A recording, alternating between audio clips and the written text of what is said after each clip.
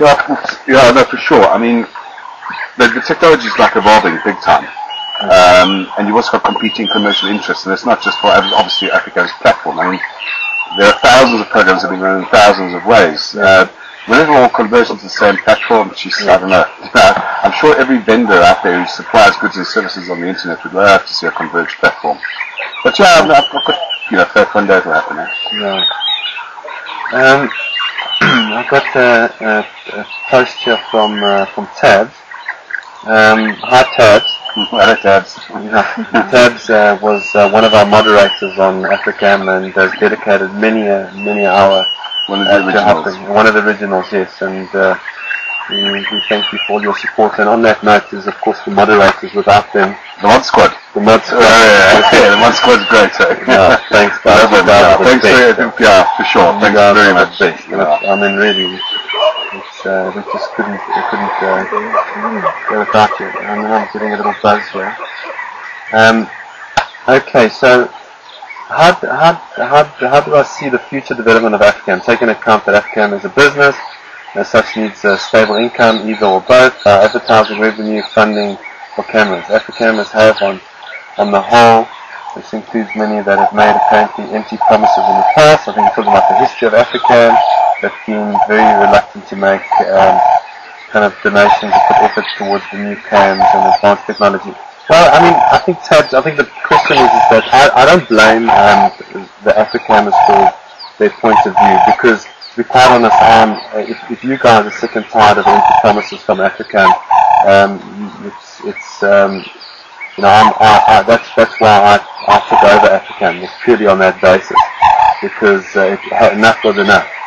Africam is a great product. It has great support through our community, but for some other reason, I don't know why, I think largely on an emotional point of view, because we were the first, it's just been abused. And I think at the same time, though, is that I also feel that we've possibly also kind of stepped into a situation where we, for example, Elephant Plains, where we have been under the impression that we could have, the camera's there, it's live. There are some, like the moderators, Charlie, that have actually seen the live Elephant Plains feed. It's been up since June, I think May, June.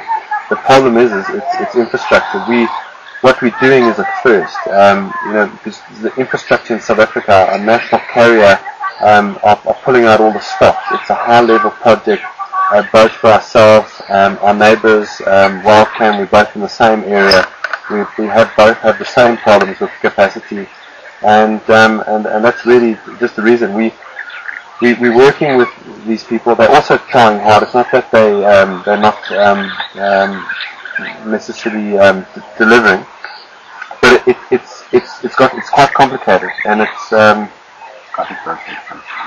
okay, great. So I'm getting buzzes. So I think it takes time, these things, and I think that's what we've learned, John.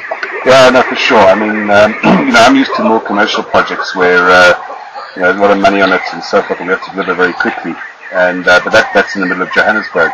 Even there, it's a challenge. But even myself coming into the Africam project, I mean, I came with a bit of gung ho. Even I could even possibly say that. The slow wheels of bureaucracy and infrastructure rollout is certainly something that we're slave to. Yeah. And then, over and above that, we've got other issues. We're in the middle of nowhere. It's a good 8-hour drive from Johannesburg to here. So when we do come out here, we have to plan meticulously. We have to get a lot of people involved, and we rely on a lot of people to support us, like when we're out here. Yeah. So like in Nkorho. Yeah, absolutely. Guys do a great job. But they're always there. They're always there. They never move. You can phone Cara in the middle of the night, which won't be giving out their number. But how much, guys? Yeah. Let's have an auction for Karen's number. That's a great idea. That's a fundraiser. So, Karen, and Gabby, I've got a question here. We've all heard of the big five, but we must not forget about the little five. Yeah. Are any of them around Nkorho?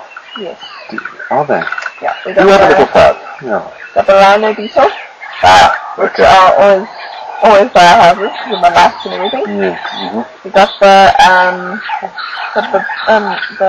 elephant tree. The The elephant elephant tree. shoe, and they're so sweet, aren't they? Yeah, I've never actually seen one here. I've seen about 2, I think, but they're absolutely adorable. What are they? Tiny elephant shoe.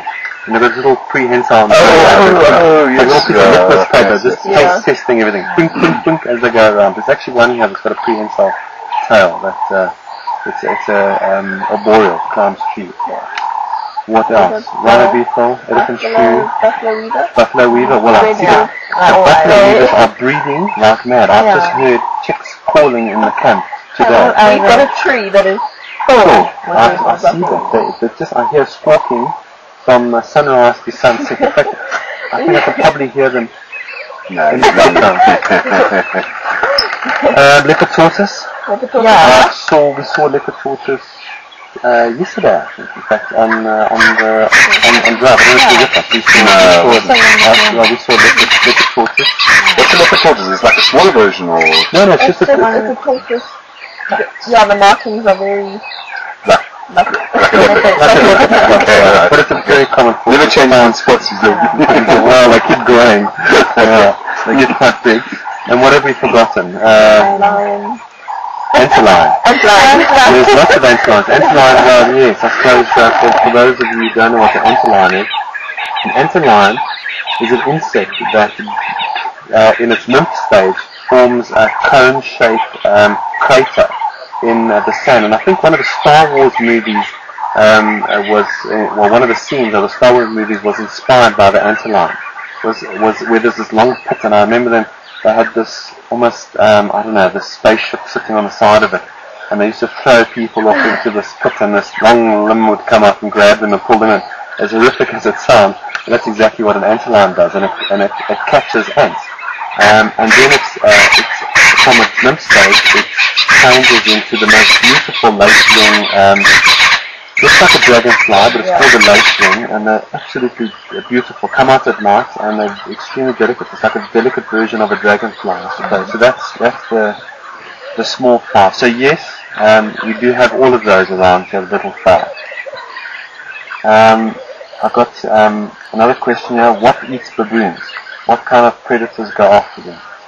Leopard. Mainly leopard because leopard can't see. Yeah. I've seen once myself. I've seen a lion jump. There was a fork in a marula tree just outside access to Bush Lodge.